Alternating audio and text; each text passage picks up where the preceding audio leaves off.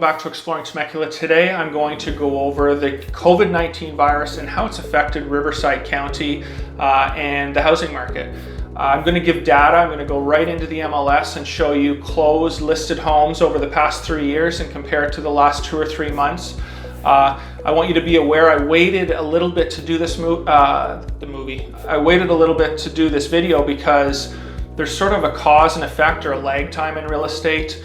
We're not going to see really the effects of what's gone on till even April, May, June. A great example, my wife is a licensed appraiser. When interest rates drop, she doesn't get busy for 2 weeks, 3 weeks after that. It takes time for marketing to get out. It takes time for people to contact the lender. It takes time for people to order the appraisal. So, just similar to the COVID-19 virus in Riverside County, in January, February, there were a lot of people still in escrow. There were a lot of people that still were getting ready to put it on the market that went ahead and did it and weren't really thinking about, how maybe I'll wait.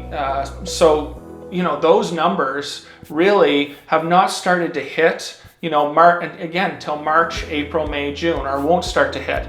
At the end of the video, I'm going to go over some buyer tips in this time in regards to lending and just some things to be aware of, and also just my overall opinion on what's going to happen in the market.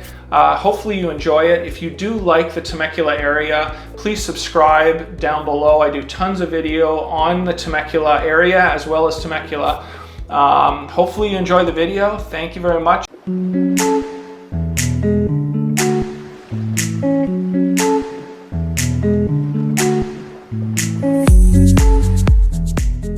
So here it is. I'm doing Riverside County. I did not pick any specific criteria because it really doesn't matter. I'm just looking for, again, new listings and homes sold in the time of the COVID-19 virus. If you can see here, I picked the last 3 years. I'm going to compare, let's call it January, February, but especially March to the last 3 years. So if you look here in March of 2018 in Riverside County, there were 4,535 homes or new listings on the market. In March of 2019, very similar to 2018, 4,633. And now if you look in March of 2020, there are 3,500 homes listed in Riverside County. So you can see almost a quarter homes less listed in March of 2020 than the previous 2 years. So obviously you can see right from the data that there's been a huge drop in listed homes. Okay, so next I'm going to talk about closed homes or closed sales in the last 3 years. And in the beginning of the video I was talking about lag time, and this is a great example.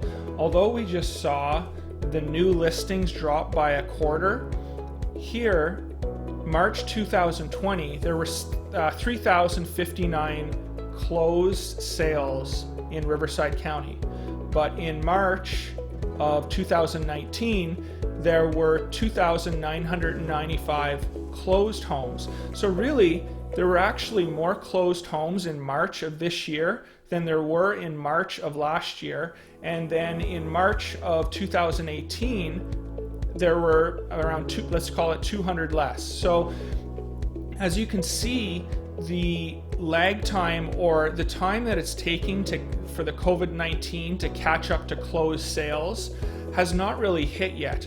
When we're going to see the number of closed sales drop is going to be June, July, because it does take time. It's by the time I'm going to list my house, and then you get professional pictures taken, and then you get video done, and then you put it on the market, and then it's on the market for 2 weeks, and then you get an offer, and then you negotiate. So all of this stuff takes time. So really the homes that were listed in January, February are just closing right now, and people really didn't know the effect of the COVID-19 virus at this time period yet, and how substantial it could or might be.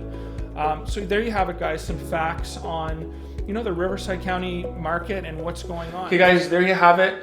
Hopefully you enjoyed this video on the effects COVID-19 is having on the Riverside County housing market.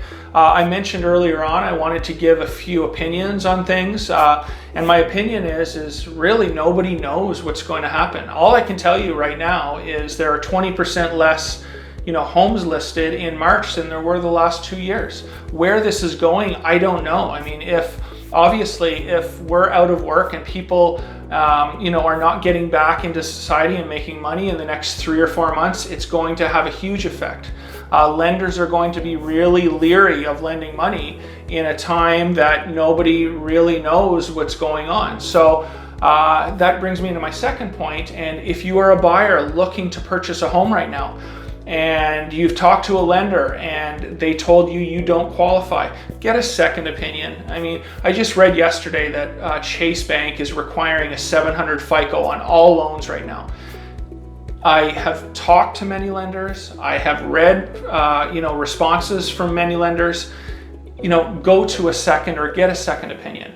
Go to a second lender. Go to a third lender. Find somebody that's actually going to do the loan. The industry or the real estate market is not dead. People still want to lend money. People still want to do deals. Just because your bank doesn't want to lend you because you have a 680 FICO doesn't mean that there's 20 other people that will lend you money. So again, as a buyer, just be aware. Same thing when listing or selling your home. You want to get a few opinions. Don't just take somebody's word for it.